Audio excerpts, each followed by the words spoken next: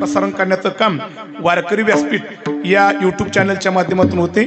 माझे मित्र या ठिकाणी दीपकजी त्यांची उपस्थिती आहे, त्यांच्या पुढेही दंडवत वंदन या ठिकाणी मी करतो आणि मोजक्या शब्दामध्ये मी कीर्तन करण्याचा प्रयत्न करणार आहे। आज जास्त कीर्तन गुरुजी आज जास्त कीर्तन गद्यात करायचं नाही, पद्यात करायचं। जसं वातावरण असेल त्या पद्धतीने आपण पॅटर्न बदलला पाहिजे। पण गाणं थोडंसं कमी करू आणि पद्यामध्ये कीर्तन करण्याचा आपण पूर्ण प्रयत्न करू बरं का।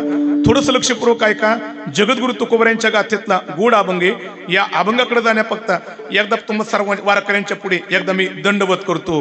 होय होय वार होय होय वार करे, होय होय वार करे, होय होय वार करे। पाहे पाहे रे पंढरी, पाहे पाहे रे पंढरी, पाहे पाहे रे पंढरी, पाहे रे पंढरी, पाहे पाहे रे पंढरी, पाहे पाहे रे पंढरी। मस्तक ही पायावरी वारकरी संतांच्या, वारकरी संतांच्या, संतांच्या वारकरी संतांच्या। मस्तक हे पायावरी वारकरी संतांच्या, वारकरी संतांच्या, वारकरी संतांच्या। सेवे लागे सेवक झालो तुमच्या लागलो निज चरणा, अहो स्वामी तुकया देवा या बरी न करावा अभिरू। म्हणून जे वारकरी आहेत आणि ज्यांनी पंढरी पाहिलेली अशा वारकऱ्यांच्या पुढे मी नतमस्तक होतो। आणि आता कीर्तन रूपी सेवेला गोड प्रारंभ। जगद्गुरु तुकोबऱ्यांच्या गाथेतला गोड अभंग अत्यंत मोजक्या शब्दाकडे वळण्याचा मी प्रयत्न या ठिकाणी करणार आहे। लक्षपूर्वक ऐका। जगद्गुरु तुकोबरा या अभंगाच्या माध्यमातून माझ्या हनुमंतरायाची शरणागती पत्करतात आणि भक्तीची वाट विचारतात। ऐका ऐका ऐका।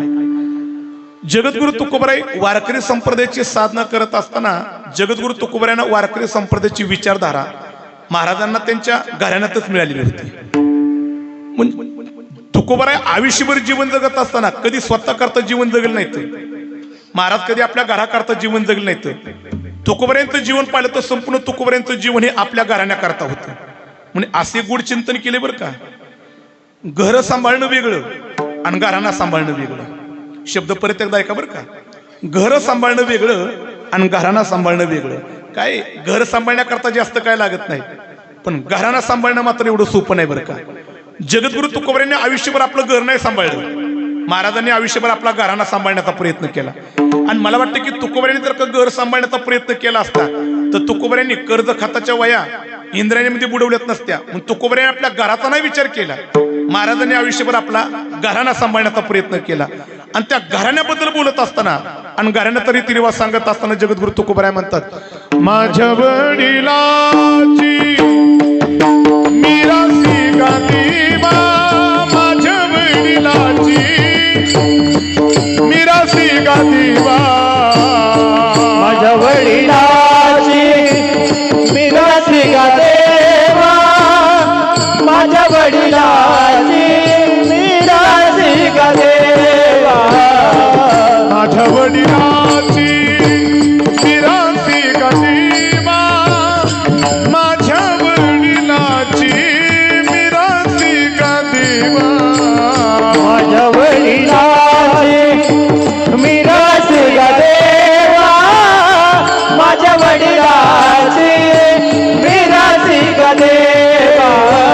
तुझी चरण शिवा पांडुरंगा, तुझी चरण शिवा पांडुरंगा, उपवास पारणी राखिला दारवंता, उपवास पारणी राखिला दारवंता, उपवास पारणी राखिला दारवंता, उपवास पारणी राखिला दारवंता, उपवास पारणे राखिला दारवंता, उपवास पारणे राखिला दारवंता, उपवास पारणे राखिला दारवंता, उपवास पारणे राखिला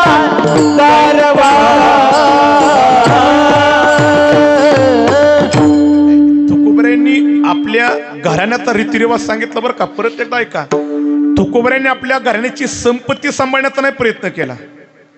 तुकोबऱ्यांनी आपल्या घराण्यामध्ये आलेली कधी कधी काही विशिष्ट प्रकारची एक प्रतिष्ठा आहे, त्याचाही जगद्गुरु तुकोबऱ्यांनी विचार केला नाही. पण तुकोबऱ्यांनी मात्र आपल्या घराण्याचा एक रीतिरिवाज आहे. काय रीतिरिवाज आहे की भगवंताच्या चरणाची सेवा करणं आणि भक्तीचा अंगीकार करणं, हा रीतिरिवाज तुकोबऱ्यांच्या घराण्यात आहे. तुकोबऱ्यांनी तो घराणा आयुष्यभर सांभाळण्याचं काम केलं. म्हणून परत एकदा ऐका बरं का, घराणा सांभाळत असताना त्याला त्याग लागतो, घराणा सांभाळत असताना त्याला समर्पण लागतं, आणि घराणा सांभाळत असताना कधी कधी स्वतःच्या इच्छेला मुरड घालावं लागते, तरच त्याला घराणा सांभाळता येतो बरं का. मग घराणा सांभाळणं एवढं सोपं नाही बरं का. भल्या घराणा सांभाळता आला नाही, भल्या आपला घराणा सांभाळता आला नाही. काय काहींच्या पिढ्यांचा जर का विचार केला तर वारसा येतो, पण वारसा मात्र काही पिढ्यांना मात्र तो सांभाळता येत नाही. का? कारण घराणा सांभाळत असताना मी बोलून गेलो, समर्पण, त्याग, आपल्या इच्छेला मुरड घालावं लागती. मग कधी कधी जगद्गुरु तुकोबऱ्यांनी विचार केला, मला माझ्या घराण्याचा रीतिरिवाज सांभाळायचा आहे. मग जगद्गुरु तुकोबऱ्यांना आयुष्यभर जीवन जगत असताना कधी कधी महाराजांना सर्वस्वाचा त्याग करावा लागला, पण तुकोबऱ्यांनी घराण्याचा रीतिरिवाज मात्र कधी सोडला नाही. आणि आता तुकोबऱ्यांना कळून चुकलं की भक्तीची खऱ्या अर्थाने ही परंपरा आमच्या पाठीमागल्या पिढ्यांनी आमच्या हातामध्ये दिलेली, आणि या भक्तीच्या मार्गावरून चालत असताना आता जगद्गुरु तुकोबऱ्यांच्या मनामध्ये साहजिकच शास्त्राचा, वेदाचा, पुराणाचा अभ्यास केल्यानंतर माझ्या तुकोबऱ्यांच्या मनामध्ये संभ्रम निर्माण होऊ लागला की घराण्याचा रीतिरिवाज सांभाळत असताना आम्ही भक्ती सांभाळतोय, पण ही भक्ती सांभाळत असताना भक्तीच्या बद्दल माझ्या डोक्यामध्ये संभ्रम आहे. आणि संभ्रम आहे बरं का, कारण भक्तीचा विचार करत असताना भक्तीची नाना विचार आली. काही ठिकाणी भक्तीबद्दल बोलत असताना असं म्हटले, कुणी म्हटले कथा दिशव येते घरगा. आचार्यांनी एक भागवतामध्ये गोड व्याख्या केली हो. एक देवाची भक्ती नेमकं कशाला म्हणावा, त्यांनी म्हटले कथा दिशव येते घरगा. परत एकदा ऐका, भगवंताची प्रेमपूर्वक कथा करणं अथवा कथेमध्ये अखंड प्रेम वतीत राहणं, प्रेमपूर्वक जी केली जाते तिला कथा म्हणावी. आणि अशी अखंड कथा करत राहणं, मला वाटते की गर्गाचार्यांनी ती भक्तीची व्याख्या केली, कथा दिशव येते घरगा. पण काहींनी मात्र याच्या विरोधात्मक भक्तीबद्दलचा विचार मांडत असताना त्यांनी असं म्हटले, पूजा दिशव येते अनुराग. हा वा वा, काय गोड शब्द आहे तो. हे असं म्हटले पुढे शास्त्रामध्ये, सकाळ उठल्यानंतर देवाची प्रेमपूर्वक पूजा करणं याला काय म्हटली तर भक्ती म्हटलेली. पण नारदाने मात्र या सगळ्या भक्तीला बाजूला केलं, आणि नारद भक्ती सूत्रामध्ये आपल्या भक्तीचा स्वतंत्र विचार मांडला. तो विचार मांडत असताना नारदजी म्हणतात की नारदस्तु तदर्पिता खिलचरता तद्वी स्मरणे परमन्य व्याकुलता इति भक्ती ही. काय नारदानी स्वतंत्र विचार भक्तीचा मांडत असताना नारदजी म्हणतात की व्याकुलतेने, अंतकरणातून, कळवळीने भगवान परमात्म्याच्या नामाने दावा करणं, तदनाम तिला काय म्हणावी, भक्ती म्हणावी. पण मला वाटते की आमच्या तुकोबऱ्यांच्या मनामध्ये भक्तीबद्दल एक वेगळाच विचार होता. तुकोबऱ्यांनी सांगितलं नेमकं भक्ती नेमकं मानवत्रे कशाला. जगद्गुरु तुकोबराय म्हणतात की हेची थोर भक्ती आवडती देवा, हेची थोर भक्ती आवडती देवा, थोर भक्ती आवडती देवा, हेची थोर भक्ती आवडती देवा. संकल्प विमाया संसाराची, संकल्प विमाया संसाराची, संकल्प विमाया संसाराची, संकल्प विमाया संसाराची. हे विलया नाते तैसे चिरावे, हे विलया नाते तैसे चिरावे. संकल्प विमाया संसाराची, संकल्प विमाया संसाराची. देविले आदाते तैसेची राहावे, देविले आदाते तैसेची राहावे. तुकोबऱ्यांनी गाथेमध्ये आपल्या संदर्भातला भक्तीचा गूढ विचार वेगळीकडे मांडला.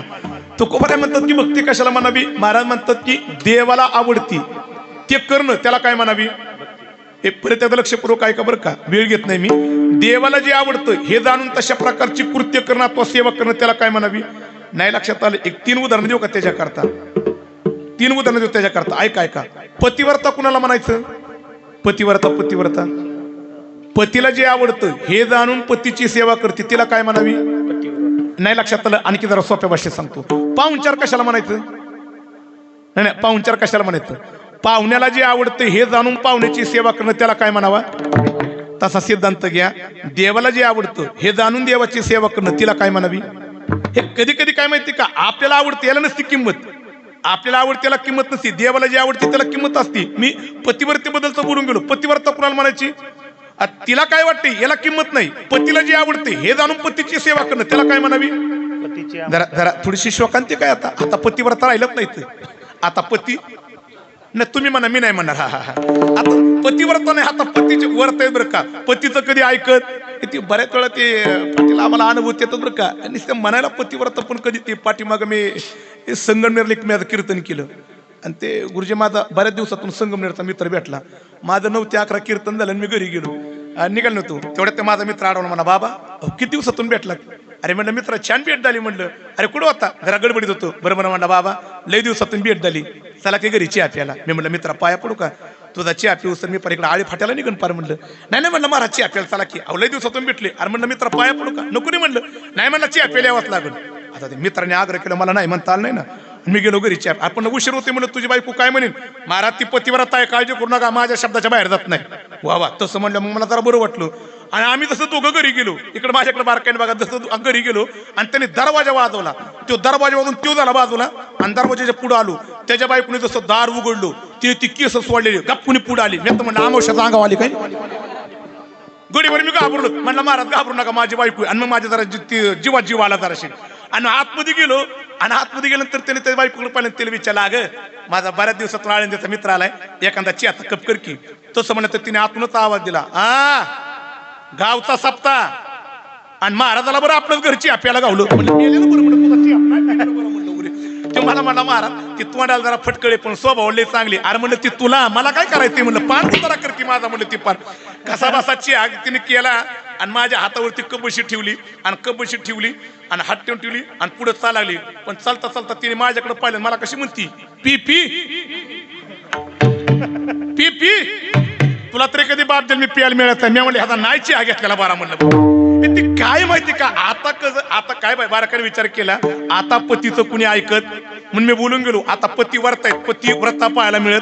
पण एक पतिव्रतेचं चिंतन करत असताना आमच्या गुरुजींनी सुद्धा प्रमाण दिलं बरं का. पतीच्या मता अनुसरुनी मग कुणाला पतिव्रता म्हणावी? पतीला जे आवडतं हे जाणून पतीची सेवा करणं तिला काय म्हणावी? पतिव्रता. आणखी एका दृष्टांताकडे मी गेलो होतो. पाहुणचार कुणाला म्हणावा? पाहुण्याला जे आवडते हे जाणून पाहुण्याची सेवा करणं त्याला काय म्हणावा? पाहुणचार म्हणावा. आता सिद्धांताकडे परत येतो. तसं संप्रदायामध्ये देवाला जे आवडतं हे जाणून देवाची सेवा करणं तदनाम तिला भक्ती म्हणावी. विठाला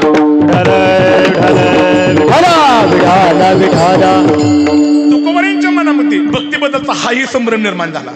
मग तुकोबऱ्यांनी विचार केला, ही भक्ती मी सांगितलेली का ते गर्गाचार्यांनी सांगितलेली भक्ती खरी, का ती पूजा दिश्वानुराग ही सांगितलेली भक्ती खरी, का नारदांनी सांगितलेली भक्ती ही खरी? आणि तेवढ्या तुकोबऱ्यांच्या पुढे भागवतातला आणखी एक श्लोक आला. कोणता आला भक्तीबद्दलचा? श्रवणम कीर्तनम विष्णू स्मरणम पादसेवनम अर्चनम वंदनम दास्यम सख्यम आत्मनिवेदनम. हे 8 प्रकार माझ्या तुकोबऱ्यांच्या पुढे भक्तीचे आले. आणि मग तुकोबऱ्यांनी विचार केला, ही 8 प्रकारची भक्ती योग्य आहे का? गर्गाचार्यांनी सांगितलेली भक्ती योग्य आहे का? नारदांनी सांगितलेली भक्ती योग्य आहे का? मला जी भक्तीचा विचार पटला ती भक्ती करी. आणि मग तुकोबऱ्यांच्या डोक्यामध्ये भक्तीबद्दलचा संभ्रम निर्माण झाला. आणि तुकोबऱ्या मात्र आता भक्तीच्या संदर्भामध्ये विचार करू लागले. आणि खरी भक्तीची वाटकण कोण आहे हे आम्हाला कोण दाखवेन? असं जगद्गुरु तुकोबऱ्यांच्या डोक्यामध्ये विचार चालत असताना आता जगद्गुरु तुकोबराय साधना करत असताना आता मात्र तुकोबराय देहूतील असणाऱ्या माझ्या हनुमंतरायाच्या मंदिराच्या पुढून जात असताना माझ्या तुकोबऱ्यांची नजर हनुमंतरायांकडे गेली. आणि मग माझ्या तुकोबऱ्याने विचार केला, आतापर्यंत माझ्या घराण्यात रिवाज भक्तीचा मला तो सांभाळत होता, पण त्या भक्तीबद्दल माझ्या मनामध्ये संभ्रम आहे. भक्तीची खरी वाट कोणती मला कळत नव्हतं. पण मला सांगणार मात्र योग्य खऱ्या अर्थाने योग्य जे आहे हनुमंतराय, हे हनुमंतराय मला योग्य वाट दाखवतील. आणि आजपर्यंत मी हनुमंतरायला विसरलो. आणि आता जगद्गुरु तुकोबराय हनुमंतरायच्या जवळ गेले आणि हनुमंतरायच्या चरणाला कडकडून मिठी मारली. म्हणून ऐका बरं का, चांगली वाट विचारत असताना चांगल्या माणसाचं पाय धरा, कारण ती चांगली माणसं तुम्हाला चांगली वाट दाखवल्याशिवाय राहणार. परत एकदा ऐका, चांगली वाट जाणून घ्यायची असेल तर चांगल्या माणसाचं पाय धरा. चांगली माणसं तुम्हाला चांगली वाट दाखवल्याशिवाय राहणार. पण काय चांगल्या वाटेची अपेक्षा करतोय, पण चुकीच्या माणसाचं जर का पाय धरलं तर चुकीच्या माणसाचं पाय धरता का तो तुम्हाला वाट दाखवणार नाही, पण तुमची वाट लावल्याशिवाय राहणार. काय वाट दाखवणारचं पाय धरा, वाट लावणारचं पाय नका धरू. हे माझ्या तुकोबऱ्यांना माहित होतं. माझ्या हनुमंतांनी अनेकांना वाट दाखवलेली बरं का. आणि मला वाटतं की हनुमंतांनी वाट दाखवली बरं का.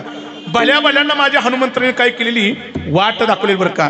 एक रामायणामधला गुढ प्रसंगाला आहे माझ्याकडे अजून वेळ. रामायणामध्ये गुढ प्रसंगाला हनुमंतांनी कुणाला वाट दाखवली आणि देवापर्यंत घेऊन गेली, असा एक गुढ प्रसंग बरं का. काय झालं, राम रावणाचं युद्ध चालू असताना माझ्या भगवान श्री प्रभू रामचंद्राने शेवटी राम बाण काढला आणि रावणाच्या नाभीमध्ये मारला. रावणाच्या नाभीतला अमृताचा कुंभ फुटला आणि रावणाचं शरीर मातीमध्ये पडलं. बारकाईने ऐका. आता रावण मातीमध्ये पडलेला असताना कंठामध्ये प्राण आलेला आहे. आणि मग माझ्या भगवान श्री प्रभू रामचंद्राने लक्ष्मणाकडे पाहिलं. लक्ष्मणा, अरे रावण जरी आपला शत्रू असला, आता त्याचं शत्रुत्व राहिलेलं नाही, कारण त्याचं शरीर मातीमध्ये पडलेलं आहे. जा, त्या रावण ब्रह्मवेत्ता आहे, तत्ववेत्ता आहे, विद्वान आहे, पंडित आहे, त्याच्याकडून जरा 4 हिताच्या गोष्टी शिकून ये. प्रभूंनी सांगितल्यानंतर लक्ष्मण रावणाच्या जवळ गेले आणि 4 हिताच्या गोष्टी विचारल्या. त्यावेळेस रावण 4 हिताच्या गोष्टी सांगत असताना माझे प्रभू पाठीमागून आले आणि रावणाचं शरीर मातीमध्ये पडलं असताना रावणाला हात जोडला. ऐका बरं का, काय रामश्रेष्ठ आहे बरं का, किती रामश्रेष्ठ आहे. अरे ज्या रावणाने ज्या रामाच्या धर्मपत्नीचं अपहरण केलेली, पण त्या रावणाचं शरीर पडलेले शत्रू असताना सुद्धा माझ्या प्रभूंनी रावणाला मात्र नमस्कार केला. कारण रामाला माहित होतं जोपर्यंत रावण उभा आहे तोपर्यंत आपला शत्रू आहे, पण आता रावणाचं शरीर मातीमध्ये पडलेले, शत्रुत्व संपलेले, म्हणून त्याला नमस्कार केला.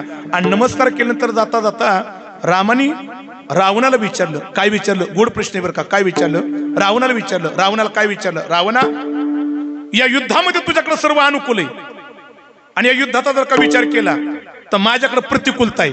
शब्द बारकाने ऐका. प्रभूंनी विचारलं, तुझ्याकडे अनुकूलता आहे, माझ्याकडे प्रतिकूलता आहे, पण तुझ्याकडे अनुकूलता असताना रावणा तुझा पराभव झाला आणि युद्धामध्ये माझी प्रतिकूलता असताना माझा विजय प्राप्त झाला. याचं कारण जाता जाता सांगितलं तर बरं होईल. गोड शब्द आहेत बरं का. रावणाने जाता जाता प्रभूंना सांगितलं माझा पराभव का झाला आणि तुमचा विजय काय झाला. एवढं वाक्य प्रत्येकाने माझ्या कीर्तनातून घरी घेऊन जा बरं का. रावणाने सांगितलं माझा पराभव का झाला आणि राम तुमचा विजय काय झाला, त्याचं कारण सांगितलं. तेव्हा रावण म्हणतो की प्रभूंना, प्रभू माझा पराभव का झाला, युद्धामध्ये माझ्याकडे सगळी अनुकूलता होती, पण पराभवाला कारण ते माझा भाऊ माझ्या विरोधात लढला आणि तुमचा विजय झाला. प्रतिकूलता असताना तुमचा भाऊ तुमच्या खांद्याला खांदा देऊन लढत होता, म्हणून तुमच्या गळ्यामध्ये विजयाची माळ पडली. याला कारण आहे फक्त कोणतं, भाव आहे बरं का. भाव आहे. रावणाने गोड उत्तर दिलं आणि मग मात्र रावणाच्या कंठातून प्राण बाहेर पडला. बिभीषण आता रावणाच्या प्रेतापाशी विलाप करत असताना ऐका वाट दाखवण्याचं काम कोण करते बरं का. ऐका माझ्या तुकोबऱ्याने काय विचारले बरं का, त्याच्याकरता मी तुम्हाला घेऊन जातोय. आणि मग बिभीषण विलाप करत असताना मंदोदरीच्या कानावरती बातमी गेली. काय बातमी गेली की रावणाचं शरीर मातेमध्ये पडलेलं रावणगत प्राण झालेला आहे. मंदोदरी विलाप करीत रणभूमीच्या दिशेने आली आणि मंदोदरीला पाहिल्याबरोबर बिभीषण उठून उभा राहिला आणि कोपऱ्यामध्ये हात जोडून उभा आहे. आता मंदोदरी रावणाच्या प्रेतापाशी गेली आणि विलाप करू लागली. पण ती विलाप करत असताना मंदोदरीने बिभीषणाकडे पाहिलं, विचारलं एवढा ऐश्वर्य संपन्न सत्ताधीश बलाढ्य, ज्यांनी इंद्राला पराभूत केलेले, नवग्रहाच्या पायऱ्या केलेल्या आहेत, सर्वांना बंदीखान्यात टाकलेले, पण अशा ताकदवान असणारा रावणाचा वध पराभव कुणी केला. बिभीषणाची मान झुकलेली मंदोदरीकडे पाहिलं, सांगितलं माते या बलाढ्य रावणाचा पराभव करण्याची, वध करण्याची ताकद त्रैलोक्यात कुणाकडत नाही. वध जर का कोणी केलाय तर त्या भगवान श्री प्रभू रामचंद्रांनी केलेला आहे. आणि मग मात्र मंदोदरीच्या मनामध्ये प्रश्न निर्माण झाला, अरे ज्या रामाने रावणाचा पराभव केला, वध केला, तो राम कसा आहे ही पाहण्याची इच्छा मंदोदरीच्या मनामध्ये निर्माण झाली. आणि मग मंदोदरीने सांगितलं तो राम कुठं आहे, ज्याने या रावणाचा पराभव केला, तो राम मला पाहायचा आहे. माझे हनुमंतराय शेजारीच होते. आता हनुमंतराय पुढे आले आणि मंदोदरीच्या पुढे नतमस्तक होऊन मंदोदरी सांगतात की माते ज्या रामाने रावणाचा पराभव केला ना, तो राम पाहताय का? रामाची वाट कुठं आहे ती मी तुम्हाला दाखवतो. आता ऐका, माझ्या हनुमंतरायाने मंदोदरीला बरोबर घेतलं आणि राम दाखवण्याकरता निघाले.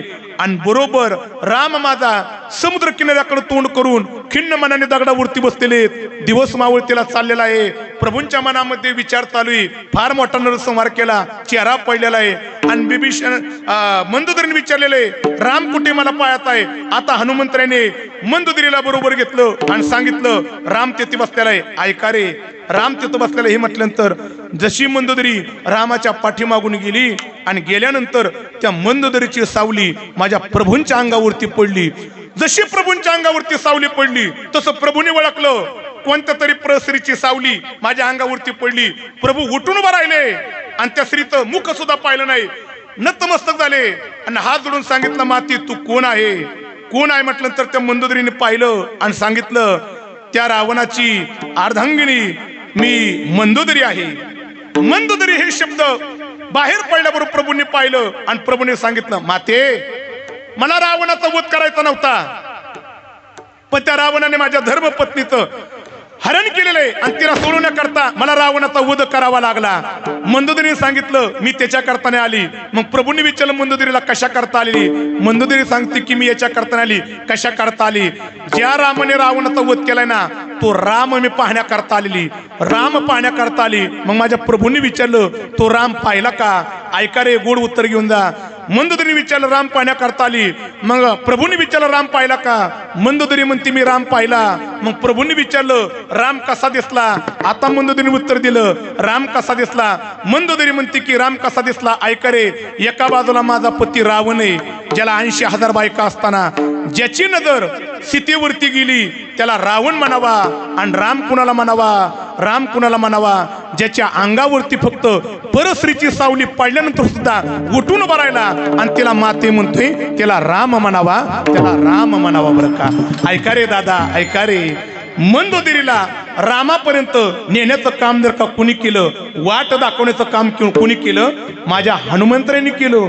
आणि माझ्या तुकोबऱ्यांनी कडकडून मिठी मारलेली. तुकोबऱ्यांनी विचार केला, एका हनुमंतरायांनी मंदोदरीला रामापर्यंत घेऊन गेले आणि ती उद्धरापर्यंत गेली, काय गोड वाट दाखवली. हनुमंतरायांना सांगितलं, शरणागती पत्करण्याचं कारण काय?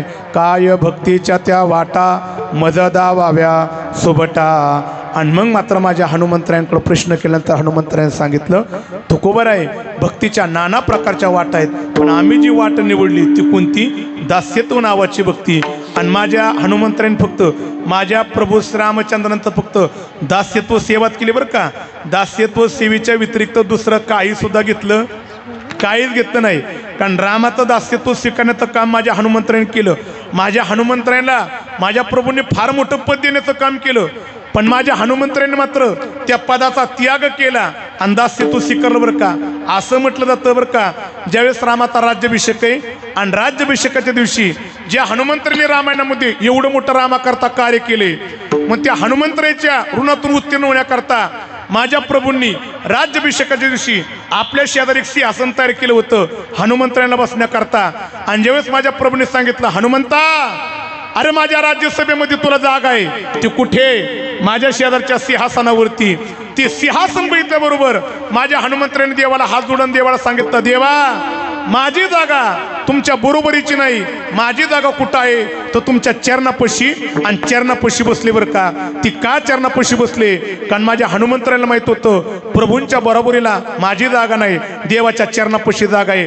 आणि चरणापाशी बसलेल्या हनुमंतरायाकडे देवाने पाहिलं आणि हनुमंतरायांना उठवलं आणि कडकडून मिठी दिली. हनुमंता, फार मोठी भक्ती तू निवडली रे, माझी दास्यत्व निवडली, माझ्या चरणाची जागा निवडली.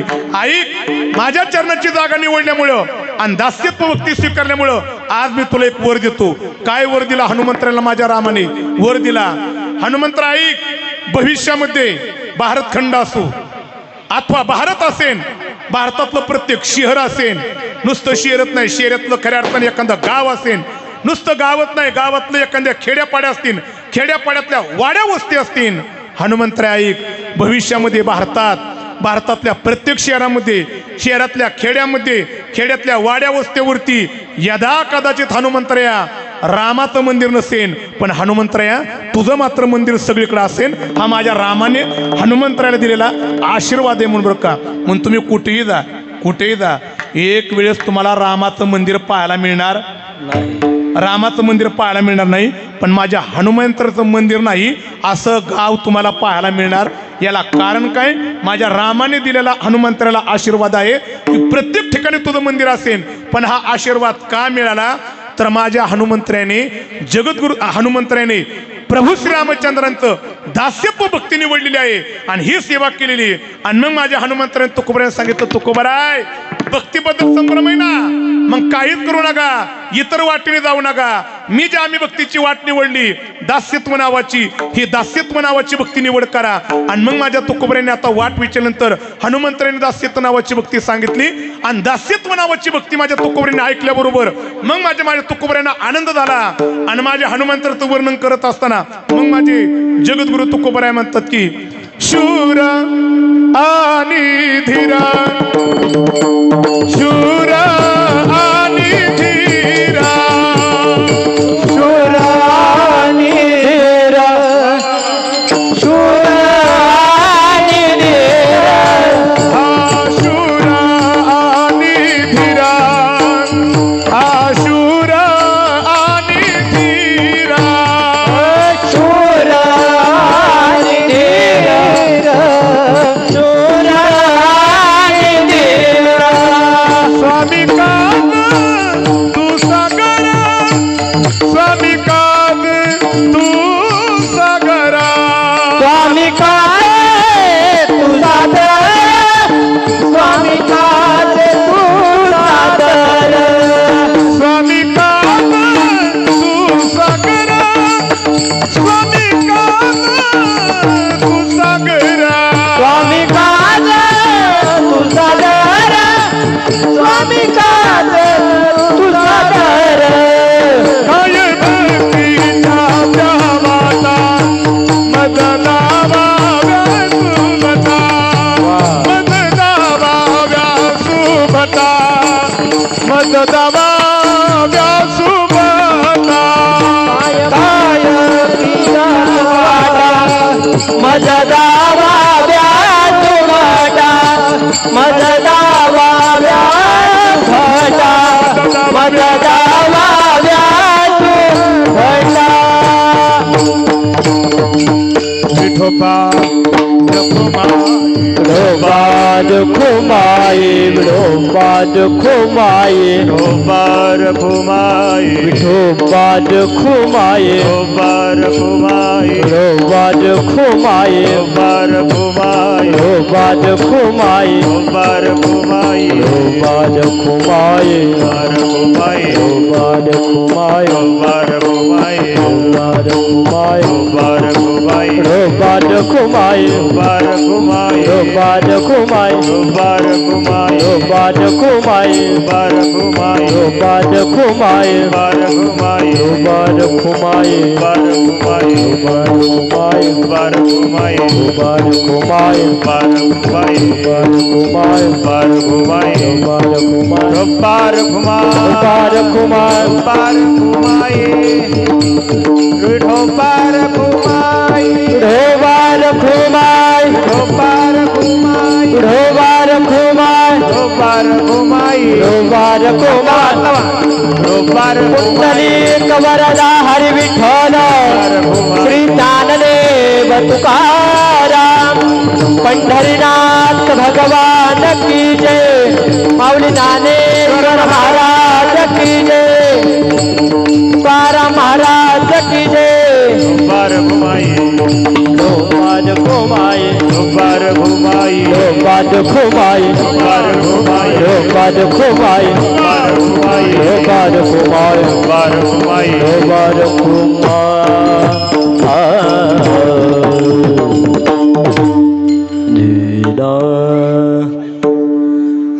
माझ्या हनुमंतरायांच्या पुढे जगद्गुरु तुकोबराने म्हणावा, शुराने धीर स्वामी का दतो सागर, काय भक्तीच्या त्या वाटा मज दावाव्या सुभटा. आणि मग मात्र माझ्या जगद्गुरु तुकोबरांच्या डोळ्यामध्ये अश्रू आले आणि तुकोबरांनी विचार केला, ज्या भक्तीबद्दलचा संभ्रम माझ्या डोळ्यामध्ये होता पण दूर करण्याचं काम माझ्या हनुमंतरायांनी या ठिकाणी केलेले. म्हणून हनुमंतराकडे पाहिलं आणि मग मात्र माझ्या तुकोबऱ्यांच्या पुढे माझ्या हनुमंतराचं चरित्र समोर आलं. विठ्ठला विठ्ठला विठ्ठला विठ्ठला विठ्ठला विठ्ठला विठ्ठला. एक राहिलेलं फक्त 5 मिनिटांमध्ये बरं का. माझ्या तुकोबऱ्यांच्या पुढे हनुमंतराचं चरित्र आलं. माझ्या हनुमंतराचा जन्म कसा झालेला आहे आणि तो कसा, मला वाटते सकाळी उत्सव साजरा केला असेल. मला वाटते कीर्तन होतं का फक्त फुलं टाकून अभंग म्हणून फक्त, हां का काहीच नाही, फुलं टाकून ना. वा वा, या अनुसंधाने आता बारकाईने ऐका. आज वेळ गावलाय तर माझ्या हनुमंतराच्या चरित्राचा थोडासा आढावा घेऊ. आढावा कशा प्रकारचा आहे बरं का. ऐका ऐका ऐका ऐका. आढावा कशा प्रकारचा आहे. माझ्या खऱ्या अर्थाने अंजनी मातेने खऱ्या अर्थाने आपल्या पोटी चांगल्या प्रकारचा पुत्र या ठिकाणी पोटी यावा म्हणून याच्याकरता खऱ्या अर्थाने तप करण्याकरता सुरुवात केलेली. पण त्याची खऱ्या अर्थाने पार्श्वभूमी कुठून माहिती का. इकडे दशरथ राजाला मात्र पुत्र होत नाही म्हणून दशरथाने खऱ्या अर्थाने वसिष्ठांना विचारलेले पुत्र प्राप्तीकरता काय करावं लागेल. तर वसिष्ठांनी सांगितलं की त्याच्याकरता पुत्र कामिष्ठी यज्ञ करावा लागेल. पण पुत्र कामिष्ठी यज्ञ करण्याकरता तो यज्ञ कुणाकुणी करून उपयोग नाही. तो यज्ञ कुणाकून झाला पाहिजे. वसिष्ठांनी सांगितलं की विभांड ऋषींचा जो मुलगा आहे शृंग ऋषी आहे त्या शृंग ऋषीकडूनच खऱ्या अर्थाने काय झाला पाहिजे तर पुत्र कामिष्ठी यज्ञ झाला पाहिजे तरच आपल्याला पुत्र प्राप्ती होईल. म्हणून दशरथाने आपल्या सेवकांना आता विभांड ऋषींचा मुलगा शृंग ऋषीला आणण्याकरता सांगितलं. विभांड ऋषी आश्रमामध्ये नाही तर सेवकांनी विचार केला नाही आणि शृंग ऋषीला खऱ्या अर्थाने बळजबरीने अयोध्येमध्ये घेऊन आले. ज्यावेळेस विभांड ऋषींच्या कानावरती बातमी गेली की माझ्या पुत्राला इच्छा नसताना सुद्धा दशरथाने बळजबरीने खऱ्या अर्थाने अयोध्येमध्ये घेऊन गेलेले. आणि मग मात्र विभांड ऋषींना क्रोध आलेला आहे आणि क्रोधाच्या भरामध्ये अयोध्ये नगरीमध्ये प्रवेश केला. तो प्रवेश केल्यानंतर आतमध्ये रागाने गेलेत. पण अयोध्येमध्ये आणि दरबारात प्रवेश केल्याबरोबर विभांड ऋषींचा राग शांत झाला का. कारण दशरथ राजाने आपली जी एक खऱ्या मुलगी आहे ना ती विभांड ऋषींचा जो मुलगा आहे शृंग ऋषीला दिलेली आणि सुनेला आणि मुलाला पाहिल्याबरोबर त्या खऱ्या अर्थाने विभांड ऋषींचा राग शांत झाला आणि दशरथाला सांगितलं दशरथा माझा राग शांत झालाय कशा करता आणले. दशरथाने सांगितलं पुत्र कामिष्ठी यज्ञ करायचा आहे. विभांड ऋषींनी आता होकार दिला आणि होकार दिल्यावर आता पुत्र कामिष्ठी यज्ञाला सुरुवात झाली. आणि यज्ञाला सुरुवात झाल्यानंतर आता यज्ञातून अग्निदेवता प्रगट झाली आणि अग्निदेवतेने 3 अशा प्रकारचे खऱ्या अर्थाने 3 अशा प्रकारचे पयुष या ठिकाणी दिलेले आहेत. आणि दिल्याबरोबर सांगितलं तिन्ही राणींना समान वाटा. वेळ आता जास्त घेत नाही. पहिला मान दिला तो खऱ्या अर्थाने कौशल्याला आणि कैकेयीला मात्र राग आला की मी खऱ्या अर्थाने आवडते असताना कौशल्याला का मान दिला म्हणून तिला राग आला. पण रागाच्या भरामध्ये उभी प्रत्येकाच्या हातामध्ये दिलेला तो पिंड आहे पण खऱ्या अर्थाने तो पिंड दिलेला आहे पण कैकेयीच्या मनामध्ये मात्र राग आहे. आणि त्या रागाच्या भरामध्ये हातामध्ये असणारा तो पयुष्य पिंड आहे ना तो काय केला. आमचे तुकोबराय म्हणतात की पिंड घारीने झडपिला. वा वा, इथे आता हनुमंतराच्या चरित्राकडे वळायचं बरं का. आता त्या कैकेयीच्या हातातला तो पिंड तो खऱ्या अर्थाने गारीने झडपल्याबरोबर उचलला आणि खऱ्या अर्थाने जिथे पर्वतावरती आमची खऱ्या अर्थाने अंजनी माता तप करती त्या अंजनी मातेच्या खऱ्या अर्थाने पदरामध्ये तो असणारा पिंड टाकला. मग तुकोबराय म्हणतात की पिंड घारीने झडपिला अंजनीने तू सेविला. आणि अंजनीने तू सेवन केल्यानंतर असं म्हणतात की अंजनीच्या तपासाठी महारुद्र आले पोटी. म्हणून मला वाटते की त्या तपाचं सामर्थ्य आणि तो पीयूष सेवन केल्यामुळे पिंड सेवन केल्यामुळे माझ्या अंजनी मातेच्या उदरी खऱ्या अर्थाने जो रुद्राचा अवतार माझ्या हनुमंतरांचा गर्भ वाढतोय आणि माझ्या हनुमंतराचा जन्म झाला तो कधी झाला बरोबर आज सूर्योदयाच्या वेळे झाला. आणि सूर्योदयाच्या वेळे झाल्याबरोबर देवादिकांना आनंद, ऋषीमुनींना आनंद, गंधर्वांना आनंद, नारदादिकांना आनंद आणि माझे हनुमंतर येतात म्हणून आनंदाच्या भरामध्ये काय गोड वातावरण आहे. हनुमंतर येतात म्हणून देवादिकांनी भजनाला सुरुवात केली. पण काय भजन केलं देवादिकांनी. हनुमंतर येतात पण भजन केलं श्रीराम जी राम जी राम रामाचा सेवक जी हनुमान. श्रीराम जय राम जय जय राम रामाचा सेवक जय हनुमान. रामाचा सेवक जी हनुमान. श्रीराम जय राम जय जय राम रामाचा सेवक जय हनुमान. श्रीराम जी राम जी राम रामाचा सेवक जी हनुमान. श्रीराम जय राम जय जय राम रामाचा सेवक जय हनुमान.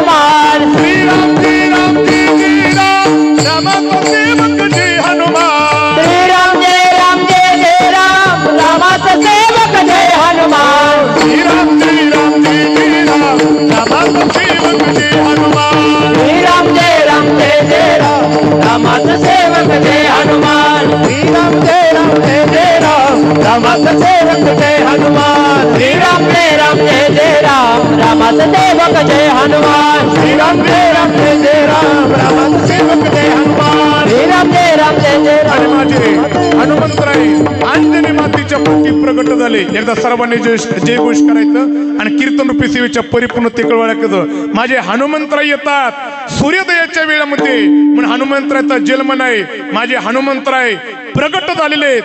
आणि ते प्रगट झालेले माझे हनुमंतराय खऱ्या अर्थाने ब्रह्मचारी असल्यामुळे असं म्हटलं जातं की हनुमंतराय जन्माला आल्याबरोबर मला वाटते की कासोट या ठिकाणी करदुड्यासहित या ठिकाणी जन्माला आलेत. अखंड ब्रह्मचारी व्रताचं पालन करणारे माझे हनुमंतर आहेत. म्हणून आता जय घोष करा सर्वांनी. पुंडली कवरदा हरी विठ्ठल श्री ज्ञानदेव भगवान श्री हनुमंतराय महाराज की ज्ञानेश्वरा माऊली ज्ञानराज माऊली तुकाराम ईश्वर माऊली ज्ञानराज माऊली ज्ञानेश्वरा माऊली ज्ञानराज माऊली तुकाराम ज्ञानेश्वर. आणि माझ्या हनुमंतराचा जन्म असा दिव्य आहे ह्या स्वरूपाने. आणि मग मात्र माझ्या जगद्गुरु तुकोबऱ्यांनी म्हणावा अशा हनुमंतराने मला भक्तीची वाट दाखवली. ती शूर आहेत आणि धीर आहेत, त्यांचा जन्म ही किती दिव्य आहेत. आणि मग मात्र माझ्या तुकोबऱ्यांनी म्हणावा तुका म्हणे रुद्रा तुका म्हणे रुद्रा तुका म्हणे रुद्रा तुका म्हणे रुद्रा तुका म्हणे रोद्रा तुका म्हणे रोद्रा तुका म्हणे रोद्रा म्हणे रोद्रा अंजनीची जग मारा अंजनीच्या या मारा काय भक्तीच्या धावाला काय भक्तीच्या धावाला अंजनीच्या या तुम्हाला अंजनीच्या काय भक्तीच्या वाटा काय भक्तीच्या वाटा मजला बाया समटा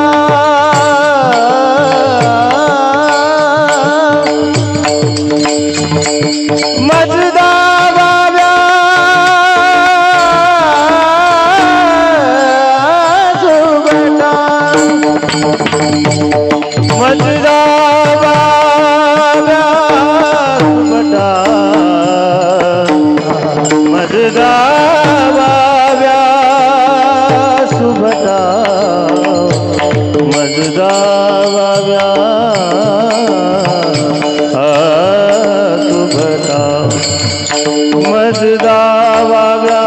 सुबटा मजदा बाब्या सुबटा मजदा बाब्या सुबटा मजदा बाब्या